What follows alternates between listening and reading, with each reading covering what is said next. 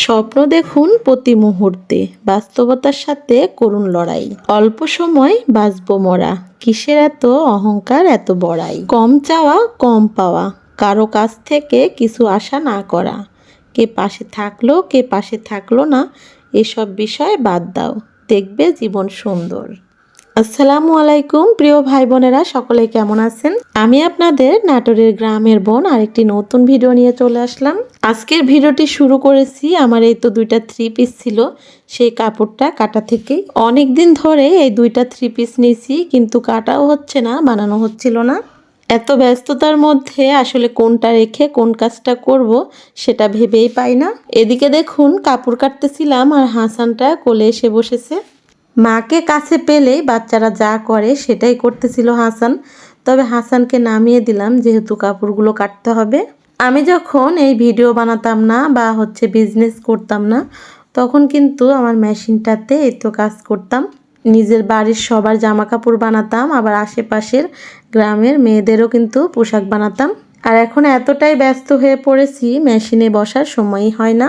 অনেক দিন পর যেহেতু কাপড় কাটতেছি, কেসি তো আমার ধার নাই, আবার মেশিনটা চলবে কিনা জানি না।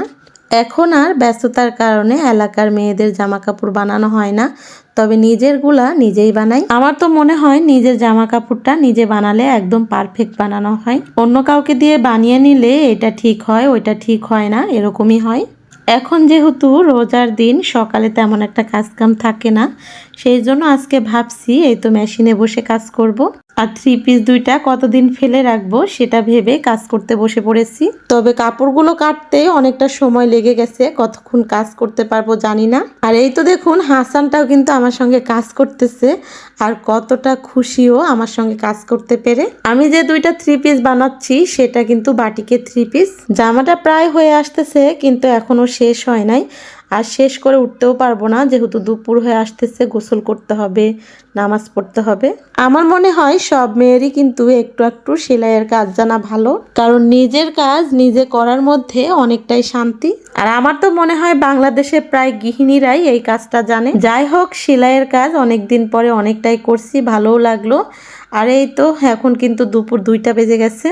এদিকে আমার শখের বাড়িটাকে ঝাড়ু দিয়ে পরিষ্কার করতেছিলাম, আর আমার ছেলে মুরগি আর পোলাওয়ের চাল আনছে, বলতেছে আম্মু আজকে খিচুড়ি রান্না করো। আমার ছেলে মেয়েদের আবার মুরগির মাংসটা বেশি পছন্দ।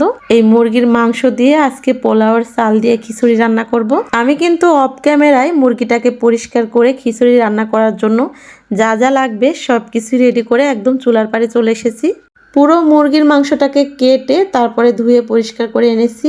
আর অর্ধেকটা দিয়ে আজকে খিচুড়ি রান্না করব, আর অর্ধেকটা মুরগির মাংস রান্না করব আলাদা করে। আজকে ইফতারির জন্য তেমন কিছু রান্না করব না, খিচুড়ি রান্না করব, আর তার সঙ্গে পেঁয়াজু বানাবো। দুপুরবেলা থেকে সব কিছু গুছিয়ে নিতে নিতে এখন কিন্তু বিকেল হয়ে গেছে। অনেকটা তাড়াহুড়া করতেছি, যেহেতু ইফতারের টাইম হয়ে যায় রান্না করতে করতে।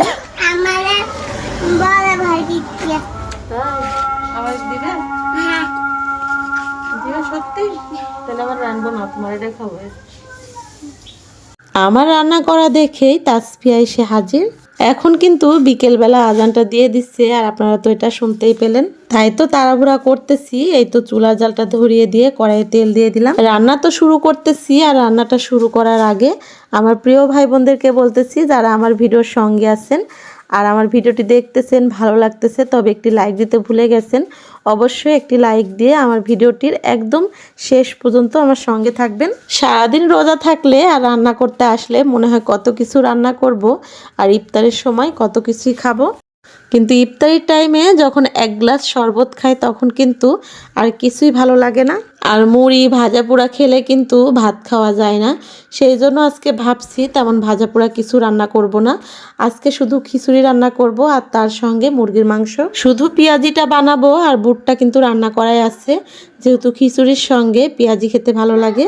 আমার প্রিয় ভাই বোনেরা, খিচুড়ি রান্না তো সবাই পারেন, তবে আমার প্রিয় ভাই বোনদের সঙ্গে সবসময় কিন্তু আমার রান্না বান্না, আমার গ্রামীণ সব কিছুই আপনাদের সঙ্গে শেয়ার করি। আর আমার প্রিয় ভাই বোনদের রোজার দিনগুলো কেমন কাটতেছে সেটা অবশ্যই কমেন্টের মাধ্যমে জানাবেন। আমি কিন্তু আলহামদুলিল্লাহ আপনাদের দোয়ায় ও আল্লাহর রহমতে অনেক অনেক ভালো আছি। ভিডিও করা দেখলেই তাসফিয়া অনেক বেশি খুশি হয়, আর ক্যামেরার সামনে ওরকম করতেছিল। এবার যেহেতু শীতটা শেষের দিকে, রোজাটা শুরু হয়েছে, এখন তেমন একটা গরমও নাই আবার তেমন একটা শীতও নাই। আর এরকম আবহাওয়াতে কিন্তু রোজা রেখেও তেমন একটা কষ্ট হচ্ছে না। আমাদের অথেন্টিক খেজুর গাছের রস থেকে তৈরি হওয়া খেজুর গুড় এখনো কিন্তু তৈরি হচ্ছে। আর এই খেজুর গুড়টা বেশি দিন থাকবে না। আর আপনাদের কথা চিন্তা করে নিয়ে আসছি অফারে। আজকে থেকে পেয়ে যাবেন অফারে, যারা 5 কেজি গুড় নেবেন তাদের জন্য 1 কেজি ফ্রি। আমাদের খেজুর গুড়টা কতটা মজার বা কতটা অথেন্টিক সেটা আমার প্রিয় ভাই বোনেরা সকলেই জানেন। আর এই অথেন্টিক খেজুর গুড়ের সঙ্গে সঙ্গে আমরা কিন্তু আখের গুঁড়ো দিচ্ছি। আর আমাদের আখের গুড়টাও তৈরি হচ্ছে ক্ষেত থেকে আখগুলো নিয়ে গিয়ে মাড়াই করে, তারপরে সেই রস থেকে তৈরি হচ্ছে আখের গুড়। আমাদের আখের গুড়, খেজুর গুড় যে যেটাই নেন না কেন 5 কেজি নিলে কিন্তু 1 কেজি ফ্রি পেয়ে যাবেন। খেজুর গুড়, আখের গুড় দুইটা গুড়ই কিন্তু আপনারা ঘরে রেখে সংরক্ষণ করে আপনারা সারা মাস খেতে পারবেন। আমাদের আখের গুড় বা খেজুর গুড় বা যে কোনো পণ্যতে আপনারা কিন্তু গ্রামীণ প্রকৃতির যে একটা ছোঁয়া সেটাই পাবেন। তাই প্রিয় ভাই বোনেরা আর দেরি করবেন না, রমজানকে সামনে রেখে এই তো আপনাদের জন্য নিয়ে আসছি আখের গুড়। আখের গুড়টা আমাদের যেমন স্বস্তি দিবে গরমে, আর মিষ্টি জাতীয় খাবারে তো খেজুর গুড়ের স্বাদের তুলনাই হয় না। এই সুযোগটা কিন্তু বেশি দিনের জন্য না, তাই তাড়াতাড়ি করে অর্ডার করে নিন। সুযোগটা হাতছাড়া করলে অনেক বেশি আফসোস করবেন পরে প্রিয় ভাই বোনেরা। মুরগির মাংসটাকে আগে ভালো করে কষিয়ে নিলাম। এবার এর মধ্যে দিয়ে দিব গাজর, তারপরে দিয়ে দিব মসুর ডাল, এরপরে দিয়ে দিব মটরশুঁটি। আর আমাদের ক্ষেত থেকে আনা সেই মটরশুঁটিগুলো এখন কিন্তু খেতে অনেক অনেক মটরশুঁটি। রোজার দিনটা কিভাবে যে চলে যায় সেটা কিন্তু টেরই পায় না, কাজ করতে করতে সময়টা পার হয়ে যায়। আর দুপুরের পরে তো আমাদের রান্না বান্না করতে গেলেই আসলে ইফতারের টাইম হয়ে যায়। আমার প্রিয় ভাই বোনেরা আমার প্রকৃতি, ক্ষেত, খামার সেটা দেখতে কিন্তু অনেক বেশি পছন্দ করেন। কিন্তু এখন যেহেতু রোজার দিন মাঠে তেমন একটা যাওয়া হচ্ছে না, সেই জন্যই আপনাদের সঙ্গে আমার মাঠ, ক্ষেত, খামার সেভাবে শেয়ার করতে পারতেছি না। সব কিছু তেলের মধ্যে ভালো করে নেড়ে চেড়ে ভেজে নিয়ে তারপরে গরম পানি দিয়ে দিলাম যাতে তাড়াতাড়ি করে হয়ে যায়। আর গরম পানিটা দিলে কিন্তু যে কোনো খিচুড়ি বা যে কোনো খাবারের স্বাদ বেশি বেড়ে যায়। আমি কিন্তু খিচুড়িটা চুলার উপরে রেখে নামাজ পড়ে তারপরে আসছি। এবারে তো এসে পাতা উঠাতে আসছি।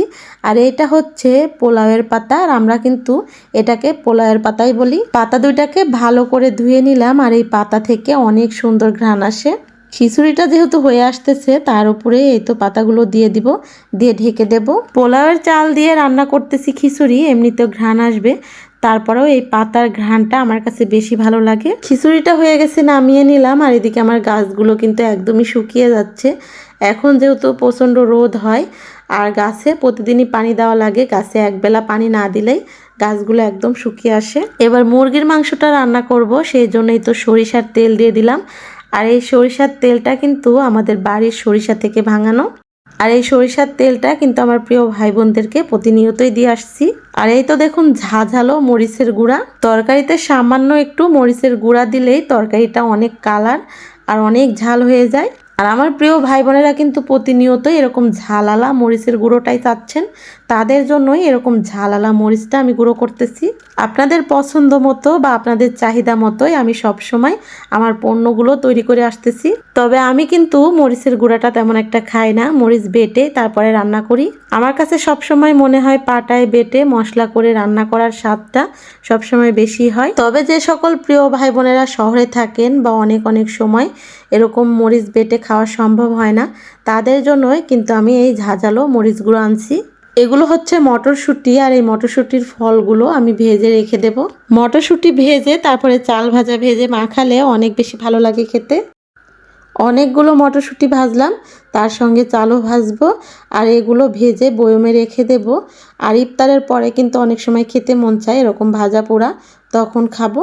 চালটা আমি অফ ক্যামেরায় ভেজেছি। আর এদিকে সব কিছু রেডি করা হয়ে গেছে ইফতারের জন্য।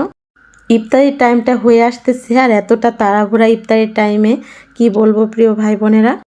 আজকে ইফতারিতে গরম গরম খিচুড়ি খাবো, আর এই খিচুড়িটাই মনে হচ্ছে ইফতারিতে অনেক বেশি ভালো লাগবে খেতে। সবাই মিলে বসে পড়েছি, আর এই তো প্লেটে বাড়তেছি যেহেতু এখনই আজানটা দিয়ে দিবে। আমার প্রতিদিনের ইফতারে কিছু থাক বা না থাক আখের গুড়ের শরবতটা কিন্তু থাকাই লাগবে, কারণ সারাদিন যে একটা ক্লান্তি হয়, পানি শূন্যতা হয়, সে এক গ্লাস আখের গুড়ের শরবত খেলেই কিন্তু সেই ক্লান্তিটা চলে যায়, আর শরীরটাও ঠান্ডা থাকে, অনেকটা ভালো লাগে। আর এই তো দেখুন চাল ভাজা, মটর ভাজা, সেগুলো এখন খাবো না, এমনিতে রেখে দিচ্ছি। আর এই ভিডিওটা হচ্ছে তৃতীয় রোজার ভিডিও আলহামদুলিল্লাহ। আমরা তৃতীয় এই যে ইফতারি করতেছি। আল্লাহর কাছে হাজার হাজার শুকরিয়া যে আরেকটি দিন এই তো আমরা পার করলাম। আমি কিন্তু শুধু আমার পরিবারের জন্য দোয়া করি না, আমার প্রিয় ভাই বোনেরা যারা দেশের ও দেশের বাহিরে আছেন, আমার আঙ্কেল আন্টিরা সবার জন্যই দোয়া করি। ইফতার করতে করতে আজকের ভিডিওটি শেষ করব। সবাই সুস্থ থাকবেন, ভালো থাকবেন, আর আমার ও আমার পরিবারের জন্য দোয়া করবেন। আল্লাহ হাফেজ।